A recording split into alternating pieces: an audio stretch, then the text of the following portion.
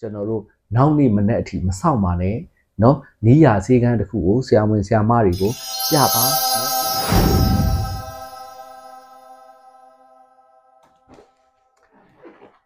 ်ဒီအပိုင်းမှာပေါ့နော်မိဘတွေကတောင်းဆိုကြတယ်ဆရာကြီးသွေးလွန်တုပ်ကွေးယောဂအကြောင်းလေးပြောပြပေးပါပေါ့နော်အဲ့လိုဆိုတော့သွေးလွန်တုပ်ကွေးယောဂအကြောင်းဆိုတာတော့အများကြီးကျေပြန့်တယ်ပေါ့နော်အစားဆုံးပြောရမယ်ဆိုလဲအချိန်ကြီးကြာကြီးဖြစ်မယ်ဒါလို့အများစုကတော့လေသွေးလွန်တုပ်ကွေးနဲ့ပတ်သက်လို့ဘုဒ္ဓတာရအနေနဲ့အများရှိခဲ့ပြီးသားပေါ့နော်အခုကတော့ကျွန်တော်တို့ကဒီသွေးလွန်တုပ်ကွေးရဲ့ပါဝင်ပေါ့နော်ကလေးတွေဖျားတာနာတာတွေမှာကျွန်တော်တို့သတိထားမယ့်အချက်တွေမိဘတွေကိုကျွန်တော်မှားလေးမှားထားရှိတဲ့အချက်ကလေးတွေပြောပြပါမယ်အဲ့တော့ကလေးလေးတွေကတော့ကျွန်တော်တို့ပန်းလေးတွေလိုပဲဖျားနေတဲ့အချိန်ဟာလာနေမကောင်းဖြစ်နေတဲ့အချိန်မှာနွမ်းလျနေတယ်တကယ်တော့အဖျားကျသွားပြီးဒီကဲလို့နေကောင်းသွားပြီဆိုရင်တို့ကချစ်ချင်းလန်းဆန်းလာမှာပေါ့နော်ဒါလေးတွေကိုကျွန်တော်တို့ကသတိထားရမယ်အဲ့တော့ကလေးတွေဖျားတယ်ဘာကြောင့်မဲဖျားတယ်ဆိုရင်မိဘတွေအားလုံးကလည်းပင်ပန်းကြတယ်စိတ်ပူကြတယ်ဒီမျိုးစုံသုံးတယ်ဆေးတွေတောက်တယ်ဟုတ်တယ်နော်အဲ့တော့ဖျားတဲ့အချိန်မှာကျွန်တော်တို့ကဟာလာအဖျားမကြရင်ဘာတွေလုပ်ရမလဲဆိုတဲ့အကြောင်းအရာတွေကိုလည်းကျွန်တော်ရှေ့ဗီဒီယိုတွေမှာပြောခဲ့ပြီးသားပေါ့နော်အဲ့တော့အခုပြောမယ့်အကြောင်းအရာကတော့အဖျားကျတဲ့အချိန်ပေါ့နော်အဲ့တော့အမှန်တကယ်တော့ပြောရမယ်ဆိုရင်ကလေးတွေဆိုတာအဖျားကျရင်လမ်းရပါလိမ့်မယ်အကယ်၍ကလေးတယောက်ကအဖျားကျပြီးမလမ်းဘူးဆိုရင်ဒါကျွန်တော်တို့တော်တော်လေးသတိထားရမယ်အချက်လေးတစ်ချက်ဖြစ်သွားတယ်အဲ့တော့အများစုလည်းမှားရင်းကြပြီးတော့အခက်ခဲဒုက္ခရောက်သွားတာအဲ့ဒီလိုအချိန်မှာပေါ့နော်ဖျားနေတော့ကတော့အားလုံးကဝိုင်းဂယူဆိုင်ကြတယ်အဖျားကျလဲကျသွားဟိုတော့ငါတို့လည်းမအိတ်ခဲ့ရဘူးအခုကျမှအိတ်မယ်ခလေးကလည်းအဖျားကျသွားပြီပဲအိတ်ပါစေဆိုပြီးထားလိုက်တဲ့အချိန်မှာကျွန်တော်တို့မသိလိုက်ပင်နဲ့သွေးလန့်နေတာပေါ့နော် shock တွေပါဝင်နေတာတွေဖြစ်တတ်တယ်အဲ့ဒါကြောင့်မလို့ကျွန်တော်ဆရာကြီးဦးစောဝင်းဆိုလည်းအများတန်းပြောထားတယ်ဟာလာယာဒီတိုင်းတွင်ဖျားတာလေသွေးလွန်တုပ်ကွေးမှတ်အဖျားကျပြီးမလန်းလျင်အစင်တတိချက်ဆိုတာနော်ခလေးဆိုတာတကယ်တော့အဖျားကျရင်လန်းရမယ်စားခြင်းစိတ်တောက်ခြင်းစိတ်ရှိရမယ်ဆော့ခြင်းစိတ်ရှိရမယ်ဟာအဲ့လိုမဟုတ်ဘဲနဲ့ခလေးကအဖျားကျပြီးခွေခောက်ပြီးတော့နော်လဲလျောင်းနေမယ်ဆိုရင်ဒါလေးတတိထားရမယ်เนาะအဲ့တော့ကျွန်တော်တို့ဆိုအများတန်းမှားပြီးတယ်ဒီကျွန်တော်တို့စာအုပ်ထဲမှာဆိုလဲကျွန်တော်တို့စာလေးတွေရေးပေးထားတယ်เนาะအထူးသဖြင့်ညာကြီးညတာပေါ့เนาะတခါလေးကျကျွန်တော်တို့ကတဏီကင်းလုံးမှာတော့ဟလာစေုံစေကန်းတွေအကုန်လုံးပဲမှာမဆိုရှိတယ်ညဘက်ကြတော့စေုံစေကန်းလေးတွေကပိတ်ကြတာပေါ့เนาะစေုံတွေ24နာရီဖွင့်တဲ့စေုံတွေတော့ရှိတယ်အဲ့တော့အကယ်၍ညာကြီးညတာမှာအကယ်၍ခလေးကဖျားကြပြီးမလန်းဘူးဆိုရင်ကျွန်တော်တို့ကစေုံနီးစက်ရစေုံတစ်ခုခုကိုပြထားပေးပါเนาะမနေ့ကျတော့မှဆရာစီကန်းဖွင့်တဲ့အချိန်ဒီထိုင်ဆောက်လိုက်မယ်ဆိုပြီးဆောက်လိုက်တဲ့အချိန်မှာဒီ6နာရီ9နာရီလောက်အချိန်လင့်ဟသွားတာလေးတွေကဒီကလေးရဲ့အကယ်၍များ shock ဖြစ်နေတာဆိုရင်ဒါပြဿနာရှိတာပေါ့အဲ့တော့ကျွန်တော်အများအားမှာတဲ့အချက်လေးတွေကနံပါတ်1ချက်ကတော့အဖျားကျပြီးမလန်းဘူးဆိုရင်ဒါအရေးကြီးတဲ့တစ်ချက်ပါရှိတယ်နံပါတ်2ချက်ကအဖျားကျပြီးခြေတွေလက်တွေအေးဆိုင်เนาะအဲ့တော့ကလေးတွေကကိုပူတဲ့အချိန်မှာပုံမှန်အားဖြင့်ကိုပူတယ်ဆိုရင်နှစ်ဖူးတွေပူတယ်လည်ပင်းတွေပူတယ်ဂျိုင်းကြားပေါင်ကြားတွေပူတယ်အဲ့လိုပူတဲ့အချိန်မှာရံဖျံခါခြေပြားလက်ပြားလေးတွေကအေးတတ်တာတစ်ခါလေးရှိတယ်သူတို့ကိုကြိုင်ကြည့်လိုက်ပဲဒီမှာအေးတယ်ဒီမှာအေးတယ်ဒီမှာအေးတယ်ဒါပေမဲ့ဒီနားလေးကစနွေးလာတယ်ပ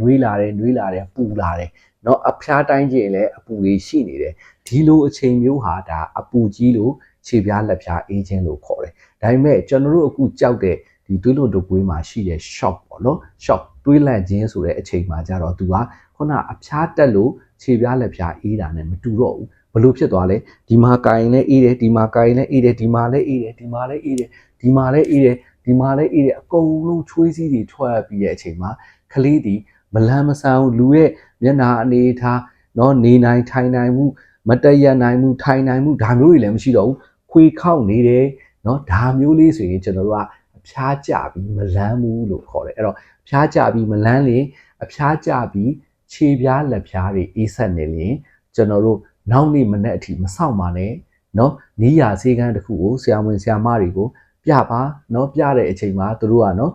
စမ်းသက်စစ်ဆေးပြီးဟာဒါတော့အရေးကြီးတယ်တကယ်သွေးပေါင်းတွေချိန်မယ်သွေးခုန်နှုန်းတွေတိုင်းမယ်နော်ကျန်တဲ့လိုအပ်တဲ့စစ်ဆေးမှုတွေလုပ်ပြီးတော့စေုံတက်ဖို့လိုမလို့ဒါထပ်မှန်ပြီးတော့ဆရာတို့စုံဖြတ်ကြည့်ရှုပေးကြမှာဖြစ်ပါတယ်เนาะနောက်မနေ့အထိကိုပြနေကြဆရာမမနေ့မှာစေကန်းဖွင့်လို့မနေ့အထိထိုင်ဆောင်လိုက်အောင်ပဲဆရာမကိုမေးပြီးမှဆရာကိုမေးပြီးမှစေုံတက်ရမလားမတက်ရမလားလုပ်မယ်ဆိုတဲ့ဟာဘယ်တော့မှမလုပ်ပါနဲ့အဲ့တော့အဖျားကျပြီးမလန်းလေအဖျားကျပြီးခြေပြားလက်ပြားအေးဆက်နေလေအဲ့ဒါလေးတွေကအရေးကြီးတဲ့လက္ခဏာတွေရှိတယ်နောက်ပိုင်းတခြားလက္ခဏာတွေကတော့သိမယ်နှာခေါင်းသွေးရှံတာเนาะနောက်တစ်ခုကကြတော့ဝင်းမဲမဲသွားတာနောက်တစ်ခုကကြတော့ coffee အနှစ်ရောင်လို့အပ်တာပေါ့နော်အဲ့တော့အဲ့နှာခေါင်းသွေးရှန်တာမှာလည်းကလေးတွေကနှာခေါင်းသွေးရှန်လေးရှန်ထားတော့ရှိတယ်ပုံမှန်ရှန်နေတဲ့ကလေးကသွေးလွန်တုပ်ကွေးယောဂါမှာပိုရှန်တတ်တာလည်းအလေးအထားလေးရှိတယ်အဲ့တော့အဲ့မှာနှာခေါင်းသွေးကနည်းနည်းမဟုတ်ဘဲနဲ့များများရှန်ပြီဆိုလဲကျွန်တော်တို့တစ်ချက်သတိထားရမယ့်အချက်လေးရှိတယ်နောက်တစ်ခုကကြတော့ကျွန်တော်တို့ဝုန်းမဲသွားတာဝုန်းမဲသွားတယ်ဆိုတာအများစုကျွန်တော်တို့ငယ်ချီးဆိုတာကိုမြင်ဘူးမှာပေါ့နော်ဆရာအဲ့ဒီမှာဆိုမဲစီကတ်တရားစီလို့ဝင်းနေသွားပြီဆိုတာအရေးကြီးပါပြီအရန်အရေးကြီးပါတယ်နီးစပ်ရဆေးရုံကိုအများဆုံးသွားဖို့လိုအပ်ပါတယ်နောက်တစ်ခုကကျတော့ coffee ရောင်အန်တာပေါ့အဲ့တော့ coffee ရောင်ဆိုတဲ့စကားလုံးထက် coffee နှစ်ရောင်လို့ခေါ်ပါတယ် coffee နှစ်ရောင်ဆိုတာကျွန်တော်တို့ coffee ဖြော်လိုက်တယ် coffee ဖြော်ပြီးသွားပြီဆိုရင်ကျွန်တော်တို့ coffee မှုန့်နဲ့ coffee ဖြော်လိုက်ရင်အောက်မှာအနှစ်ကလေးတွေမွားစီလေးတွေဒီ coffee ရောင်ထဲမှာအမဲအဆက်အမွားလေးတွေပါတယ်လို့ပဲအန်တဲ့အချိန်မှာ coffee နှစ်ရောင်ပါတယ်ဆိုရင်လည်းဒါအရေးကြီးတဲ့တစ်ချက်ရှိပါတယ်ဒါကြောင့်မလို့ကျွန်တော်တို့ကလေးဆရာဝန်တွေကတော့ဂျူမာလေးရှိတယ်ဒီလို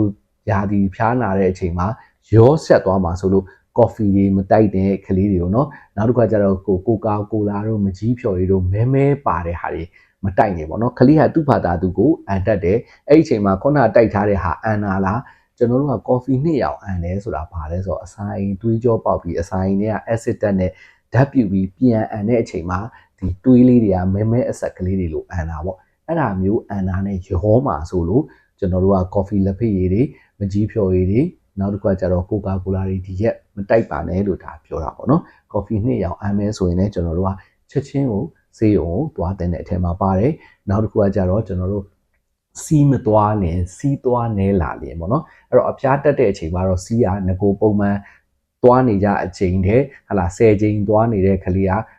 4ချိန်5ချိန်6ချိန်အဲ့လောက်ပဲသွားတာဖြစ်ကောင်းဖြစ်နိုင်တယ်ပေါ့နော်အဲ့ဒီထက်တိတာကြီးစီးသွားနေသွားမယ်နောက်တစ်ခုအရေးကြီးတာပါဇက်ကလည်းအရေးတွေပါမဝင်ဘူးเนาะနောက်တစ်ခုကဇက်တိုက်တွေအံမယ်ဇက်တိုက်အံမယ်ဆိုတာအရေးကိုလက်မခံနိုင်မဲနဲ့ဓာတ်စားပဲတောက်ကြက်ပြုတ်ပဲတောက်ရေးတောက်အံနေမယ်ဆိုရင်ကျွန်တော်တို့ကဘလို့မဆိုဒါဒီဆေးရုံချက်ချင်းသွားဖို့လိုအပ်ပါတယ်เนาะကြံတာကတော့ကလေးကခုနပြောသလိုပေါ့တခြား3လီတာတို့တက်တာတို့ဒါဆိုရင်တော့မဖြစ်မနေသွားမှာပေါ့အဲ့တော့ပြန်ပြီးအနည်းချုပ်မယ်ဆိုရင်အဓိကနံပါတ်1အဖျားကျပြီးမလန်းလင်အဖျားကျပြီးခြေလက်တွေအေးဆက်နေလျင်နောက်တစ်ခုကကျတော့နှာခေါင်းသွေးတွေမ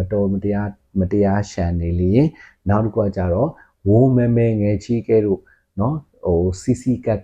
သွားလျင်နောက်တစ်ခုကကျတော့ coffee နှစ်ရောင်အန်လျင်နောက်တစ်ခုကကျတော့စီးနေလျင်နောက်တစ်ခုကကျတော့ကျွန်တော်တို့ဟို3လီတာတို့เนาะမလန်းမဆန်းဖြစ်တာတို့ဒါမျိုးလေးတွေဆိုရင်ချက်ချင်းဒီဆက်ရာဆေးရုံကိုညာရင်းချင်းလိုအပ်ရင်လိုအပ်တယ်လို့သွားပြီးပါလို့ဒါလေးအဓိကအကြံပြုပြောကြားလိုပါတယ်အားလုံးကျေးဇူးတင်ပါတယ်